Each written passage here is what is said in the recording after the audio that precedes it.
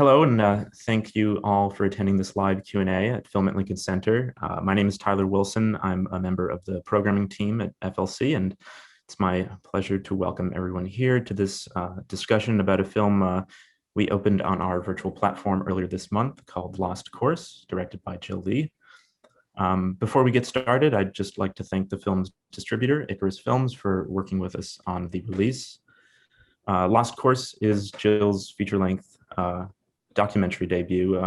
Film, those of you who have watched will know it's many years in the making and was awarded last year's Golden Horse Award for Best Documentary. So I'm very, very pleased to be joined by the director, cinematographer, and one of the film's editors, Jill Lee, as well as one of the producers, Peter Yam, to talk a little bit more about this film.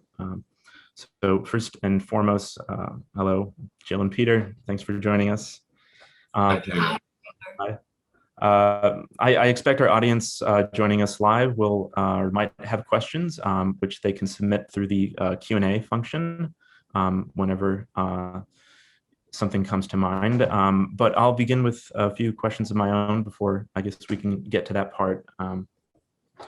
I figured it would make sense to begin with some background context that might not be entirely apparent within the film itself, because Jill, I understand your early encounter with the Wukan protests began on assignment as a video journalist. So I'd like to hear a little bit more about that, your initial impressions of the village, and perhaps what or who it was that maybe moved you toward a longer documentary project. It was 2011 when I first went to the village. As you mentioned that I had been a video journalist at that time, but for only 3 months, and it's my first assignment outside of Hong Kong. And since my first visit, my instinct to keep the camera rolling was super strong. I took a long bus ride to the town, and there were villagers organizing transportation to the village for the class. When I arrived at the village, I saw a man talking to his walkie-talkie. He says that the reporters are coming, the reporters are coming. And when I reached the site of the protest, as soon as getting off my vehicle, the villagers on strike starting shouting slogans to me. As you have seen at the beginning of the film, I totally had no time to process and was shocked and contagious by the environment, those raw energy. Men, women, elders, and the children delivered the same message to me, and you can imagine how strong it was. Totally overwhelming. And especially as a Rocky journalist, I mentioned that it just 3 months is on the job and the first assignment. So my spider senses was tingling. And yeah, for the next couple of days, I learned their thinkings and witness how they put it into action. And I find that myself more and more attracted by what I see. The knowledge and the mindset completely break the stereotype of Chinese farmers in mainstream society. So I kept the camera rolling and had no intention to stop. Yeah, that's the first thing. Yeah, well, so you mentioned you had no intention to stop, but when you were first starting out, when you did begin seeing the inklings of a protest, did you have any particular preconception when it came to how long you expected this final project to be? Did you expect that you would have a 3-hour documentary or a 10-hour documentary when you were first starting out? I'm just curious how you saw this project at these very early stages. Yeah, it comes naturally that it ends up 3 hours running feature length. As I mentioned, that the instinct and the passion to keep rolling embedded the drive to create a long film. even back into the beginning, I found myself wanting to keep the camera rolling to the extent, even without my employers supporting my expense, I would pay my own way to do the shooting. I would follow my instincts to shoot in the beginning, and after a while, I would search for rational reasoning if I should continue. Because the protagonists I recovered were multi layers and so interesting. I realized that this documentary possibly needs to spend an extensive time to observation. Um, the three protagonists of Lost Course attract me a lot. Lin, he is the factual leaders of the movement, and Hong, he is the patriot number one. In a way, he started the whole campaign, and he was the first to exile. And my third protagonist is Singh. He was working outside of the Wukan and quit his job, enjoyed the protests. That means his experience of those events like transformed him and made him grow. So these three protagonists play different roles in the protests, and also they represent three different generations. Lin is grandfather age, Hong is a youth, and Sing is teenager, like three generations. During the years of documentary making, I witnessed their moments, the triumph and the goodness, and I'm grateful that they did not hide from me about their human weakness. With many ups and downs and surprising turns, these are the reasons that contribute to the outcome in the alone feature. I certainly want to get a return to your relationship with the three protagonists that you mentioned, Lin, Hong, and Sing. But maybe before we do that, it might be a good time, Peter, for you to maybe tell us how you came on board as a producer, and perhaps you can share a little bit about what your working relationship looked like with Jill throughout the process. I joined the Lost Cause bandwagons in very late stage. I mean, Jill had did most of the heavy lifting by then. You know, we met at my studio Christmas party. So I just finished 6 days of very exhausting shootings, and I'm actually in no mood in small talk, but a colleague of mine insists on introducing me to Jill, and I got intrigued right away on how Jill very passionately shared her crusade on doing Lost Cause, and asked me to consult her on some of the issues. I watched the film twice in a week. I just keep going back to the film, and it haunts me with that kind of thickness, the layers and the complexity that Jill tried to portray. And just by coincidence, in a month later, in January, I bring a few of my project to Rotterdam, the international film festival, and that's where I met with Karen Chin, a veterans producer, and she also has vast experience working with China independence films, and that's how we get to Icarus Film. And also that's how we get to Lincoln Center, I guess. So Jill, in my opinion, and how I work with her is she is a very insightful person. She is very careful about deliberations. She always wants to make very clear about her message. So often our meetings take like 4 hours and 6 hours because she always wants to make herself clear and her visions, and she always held herself in a very high standard. And also ethically, I mean, documentary ethics, she has very high standard on those. So I'm really happy working with her in a way. Yeah. Thank you. Yeah. Compliment. Yeah, well, thank you for joining the Lost Course bandwagon.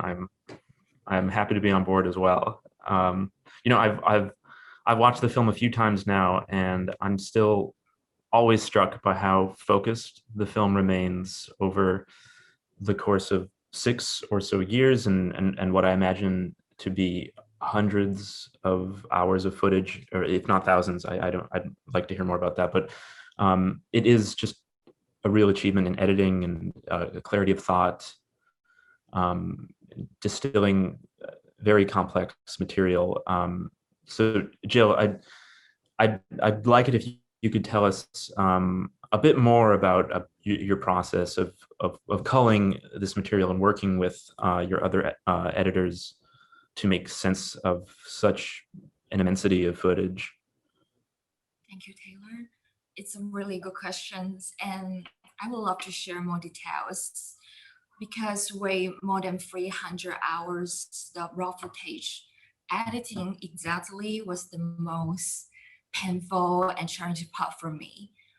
But looking back, it was also a critical and necessary process for me, helping me to build up my understanding of the film as a filmmaker.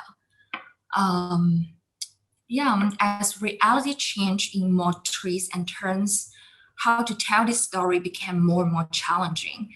We did run into many mistakes. And finally, we found out I consider as the right approach. Let me use analogy.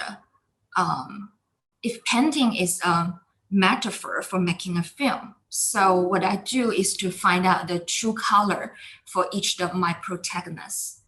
Of course, the nearest possible true color. What does that mean? And how did I find a true color? I record many similar and sometimes repeated conversations and statements, the expression through many and different situations. I would choose the contents expressed not under extreme emotions like extreme excitement or extreme fear, then keep the one close to his original intention. When the true color of every protagonist was put together, layer by layer, it's naturally to present the tone and the appearance of this painting. It was process my many years the building understanding and the trust with my protagonists, knowing them in person. Still, I reminded myself my understanding was still limited, but I should try my very best to portray them with their true color as how I understand their intentions. What I definitely try not to do is to portray and film work my protagonists in my own use, not to use their sound bites for my own purpose. It was the way how I exist on Lost Course should be met and created. Let me speak a little bit more about why true color is so important for me. In 2016, we finished a 100 minutes version and started the post-production stage already. To this way, we have not released that version. Why? I just felt not right. But I cannot explain clearly what went wrong at that moment. So I decided to put that version aside and started reviewing the footage all over again. After a while, I found the answer. I saw my own projection, the good intention all over the place. I was too amused by what happened, which never seen before. I create a filter unconsciously, which those scenes, I mean, all the anti-climax things were removed in order to appeal to my wishful thinking. I call it outsider perspective. For lost cause, I think that is inappropriate. And keeping the layers and complexity is very important for me, which I believe it will bring out the story itself and those protagonists, and will make connection to audience in any time zone and any time and space. It will make them think and digest what they have received. Now, looking back, finishing the film in 2019, it seems to fulfilling its own destiny, because some things cannot be seen clearly when the time interval is too close. And error of judgment will be relatively large, especially for a highly complexity story. Yeah. So that's why I insist on the complexity and the layers. I'm curious. So you mentioned that in 2016 you had a different version of the film. It was much shorter. It was 100 minutes, right? 100 minutes. Well, I guess first question, the version, Peter, that you saw, was it this closer to this 3-hour version, or had you seen the 100-minute cut? Yes, I haven't seen the 100 minutes cuts. I think Jill will bring it to her grave. Yeah, she didn't show it to anyone. Yeah. Show it. Well, so when you were shooting this footage as early as 2011, and amassing the footage, were you editing this film along the way? Like, what was that 100-minute cut a sort of product of editing as you went along, or was this still a cut that emerged after many years of acquiring footage? I'm just curious, because there was so much going on, and as you said, 300 hours of footage shot. I'm just curious about that process of when you actually began to edit. Okay. I just re-added like from zero, from the like. Gotcha. Yeah, adding like I never have that 100 minutes version, because I don't trust my judgments, all the footage, because I find those projection. Yeah, so I just put that version totally away, and to watch all the footages like from the zero to all the footage. So that means from the 2016 to 2019, it's just like totally the editing time again, re-editing time. So it took you about really 3 years to essentially recut the entire film. Yeah. But Wow. I think that is a very important process for me, because I feel like this process very necessary and important for me, because it helping me to build up my view of the film as a filmmaker. Yeah, so that's very important for me. Yeah. I also can add a little bit about the process as well. Jill has mentioned to me the 100 minutes version, I think is full of sound bites in a way. It has no room for breathing, and the pacing and the rhythm is not correct. And so right after the 100 minutes, Jill has actually produced an 8 hours version at first. Then should we work those 8 hours, and finally we arrive to the 3 hours one. But there are a long process of 4 hours and 8 hours and a half, then 6 hours and a half, then 4 hours and a half, and then 3 hours and a half, and then just tons of versions I cannot count on, like between 3 hours and 3 hours and a half, like yeah, to the end. Now it's a 3 hours version, and I feel I cannot cut anymore, like cut out. And even 1 second. Yeah, for me. So, and then I feel comfortable to put my name on it. So. And also because of a dialect, because there are a couple of Chinese dialect into it, and Jill is maybe one of a few people who can understand all those different dialects in the film. So even for myself, if she showed me the version, I might not be able to understand without the subtitle as well. Even for the Chinese audience, they might have to look at the subtitle to understand the whole film. Yeah, so it's only Jill's undertaking. Only her can finish the film in a way. Yeah. Yeah.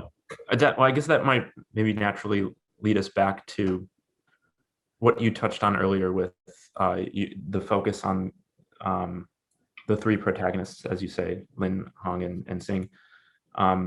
Because I think one major reason why the film, at least to me, remains so focused is the access that you have to this core group. Over the years, we really see the complexity of their situations and the interpersonal dynamics of the village through their perspectives. It's clear the mistrust runs deep, but these subjects do remain committed to speaking with you over the years and telling their story. And I'm wondering if you would chalk this trust up to the generous amount of time that you spent in the village and among them, or if there's something more to it, maybe the fact that you for example, understood all these dialects, perhaps. But I am just curious how you developed these relationships at first, and then over the years, what challenges, I'd imagine there are many, that came up that perhaps made it even more difficult to keep going. I work as a one-woman crew when filming Lost Course, which allows me work as flexibly as possible. And most of the time, I could stay at the home of my protagonists, that I can observe even closer to their change, their mood, and their states of mind. And I try my best not to judge my protagonists, whatever they did. Respect them, try to understand them always. And I think it's also a way to build our trust, the no judgment. And because I believe that my protagonist could feel that. And at the beginning, I still had a role of journalist. There were times I was demand to make it more fast pacing. I feel the contradiction. But then I quit my job and then got to be more focused on my own pacing. Yeah. And yeah. Is that only true? Yeah. Yes, I think the first day when Jill arrived to the village, she immediately, in the first scene of the film, the protest, that's where she got to meet with Sing and Hans, right? Yeah. And then both of these protagonists introduce Jill to Lin. So that's how they get together. And because Jill is one of those first press member get to the village, even before the international press. So she got to live in Lin's home, Mr. Lin's home. All the other people, they have to live in the area they assign to the reporters, right? So I think she got to the village first, and she can definitely speak the dialect, speak the language. At the beginning, it's like I only can understand 50%. 50%. Oh, uh-huh. Then try to understand more. Yeah. And so I think in a way, so she got really intimate with Lin, especially Lin. I mean, he is the de facto leaders of the movement, and she earned his trust, quickly. So I think that's really helpful for the film. Mm. I still have a few questions of my own, but it might be a good time to pull one right now. I'll just read it verbatim from an anonymous attendee. Hi, Jill. Thank you for documenting this great movement, and it's definitely historical. One question I have is about the journalists and media in Wukan. From 2011 to 2016, did you see more or less press? And what's the difference on the composition of journalists or the sentiment, if there was any? Let me maybe translate a little bit for you. 喺2011年到2016年嘅時候，你見到嘅新聞記者當中有啲咩嘅唔同咗？去 cover 烏坎嘅時候有冇唔同咗？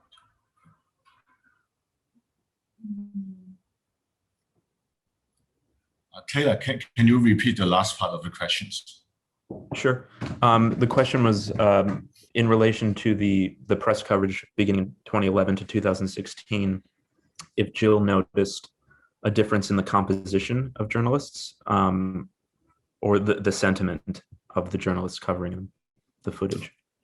冇錯，都係啦。2011到2016年期間嗰啲嘅記者報導當中，或者會唔會有唔同咗嘅記者佢哋嘅感受係如何？即係會唔會有唔同咗嘅記者，即係佢哋報導嘅手法當中唔同咗？你所見到喺你嗰6年拍攝當中去拍烏坎。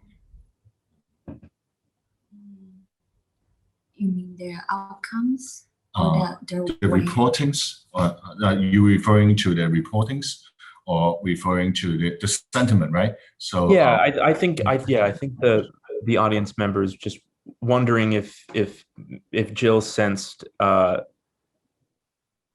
firstly like just a different composition of journalists over the years that ended up covering or yeah, if the tone of the footage changed, the coverage changed as well.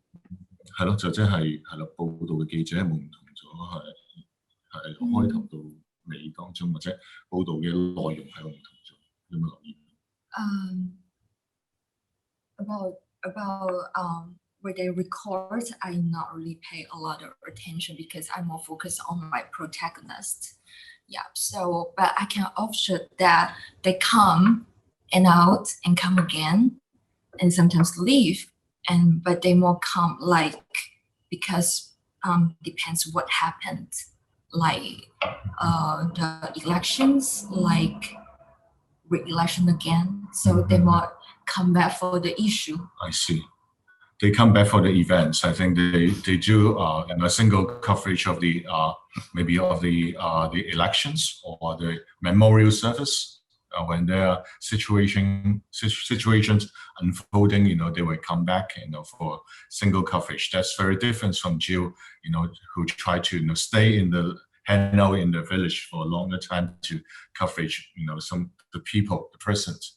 I think the documentary is more about the person rather than the events. Especially the second half of the film is all about their daily life. So I think by the time Jill is more interested in those persons instead of those events. So maybe going off that and even my previous question, because Jill, you were mentioning obviously that you were the sole camera operator throughout the film, which certainly had contributed to the access and the trust that you built with your subjects. But I'm just generally curious, as this lone filmmaker in the village, how you thought about your own role, not just within the relationships that you were building with your subjects, but how you thought about yourself in the literal film, because it's evident your presence is felt throughout. It's obviously there these residents are speaking to someone, but you're not you're generally not in front of the camera, and obviously I'm sure that's a product of just being the only person there. But yeah, I'm just curious if you can speak a bit more about that. And there's an audience question that I feel is also related to this, but if you want to say anything right now, I'll stop talking. Yes, in lost course. Now in the 3 hours lost course, like I did not messing with my protagonist, like just observe. Yeah. But I must say, I would confess that in fact in the beginning I did try to messing with my protagonist to enhance the drama. But those footage was totally deleted and removed and never made it into the lost course.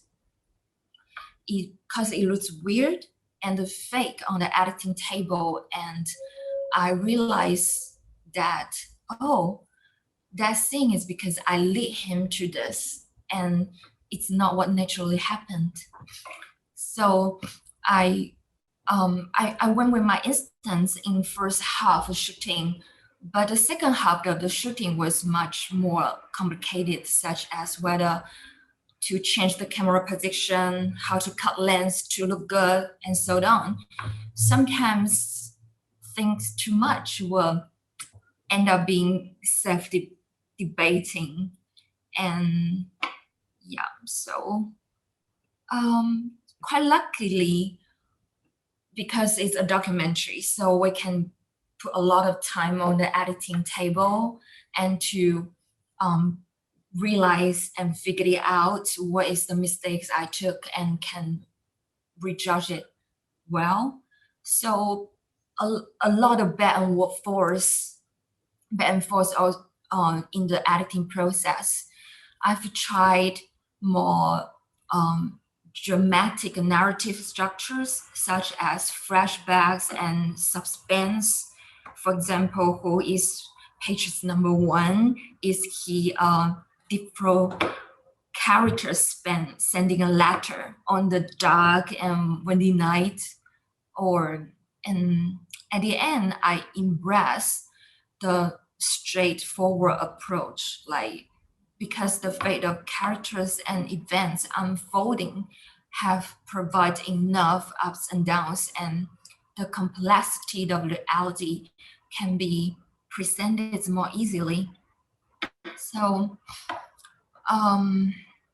yeah, I reflect on these problems, and it had to do with my insecurity as a first-time director, that I decided to prove myself worth to tell a compelling story.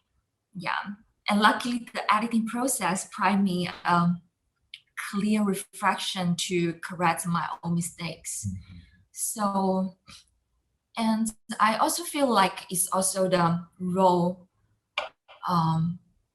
transformer from a journalist to a documentary filmmaker. Yeah, and Yes. during these years of the of this film. Yes. I think, like you say, Taylor, I mean, her presence is felt in the film, but then I think in deliberately, she didn't want to show herself in the camera. And a lot of time you can tell because of the intimate relationship you share with those protagonists, you felt like they were talking to the camera.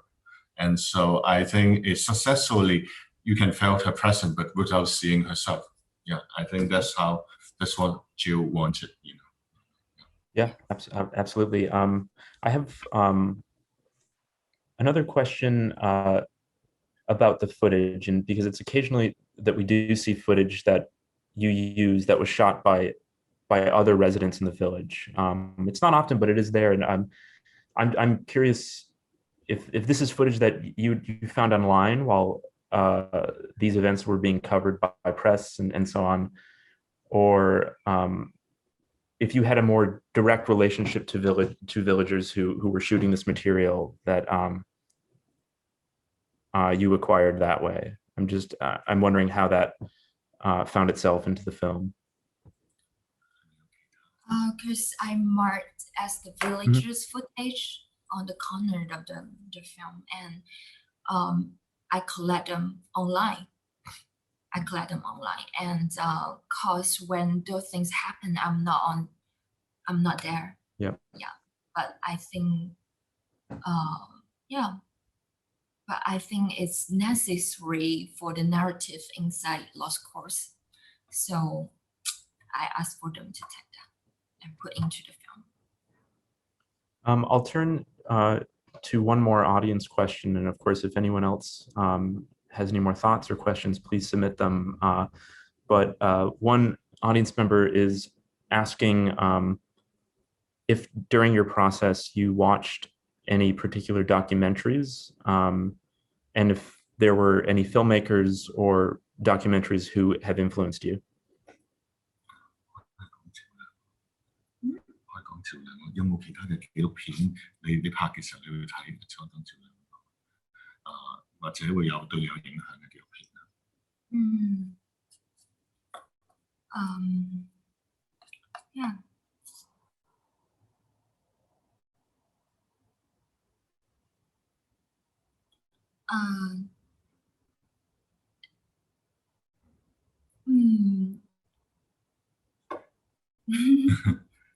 Maybe not. That's okay. Yeah. I think in a way, Jill has when during making the film, I think in one of the film festivals in Hong Kong, she watched Jill Lang Partition. It took Jill Lang 12 years to make it, and the director's version is like 5 hours, right? So it certainly gives confidence to you to pursue that way. I mean, she heard so many people advising her about a long documentary will be disadvantaged, to the theaters and all things. But then after she watching Jill Lang, that project, and that really, give her the confidence to pursue it that way, So I think, Yeah, that kind of like keep me from feeling particularly anxiety like during the long production period, because before that before become a journalist, I had worked on a historical documentary project. It was fun to listen to stories from the past, but after doing it for a long time, you become eager to capture stories that are happening in the present. So I watched a petition from the director Zhao Liang, like during when I hesitating, like whether I need to finding some story which is happening. Yeah, so that's why I came to become a journalist. Then I met the Wukan village. Then I started my first documentary.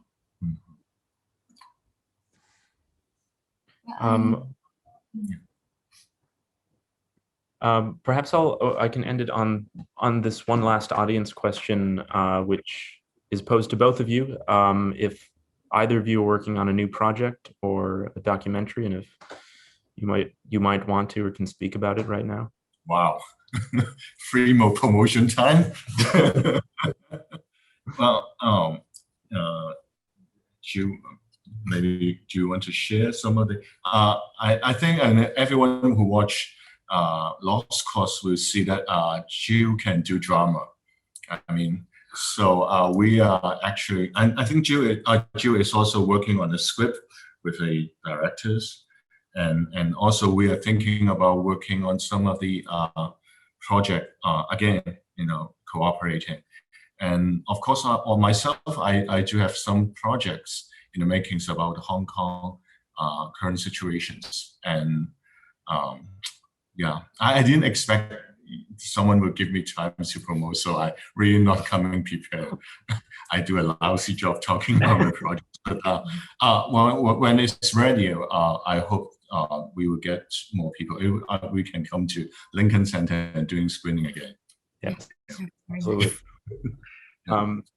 Well, on that note, perhaps it's a good time to end the discussion. Jill and Peter, thank you for taking the time to share more about the film. We really appreciate it. And thanks to our viewers for tuning in. And and spread the word about Last Course. Yes, yes, please. Thank you so much. Thank All you for right. your time. Thanks, everyone.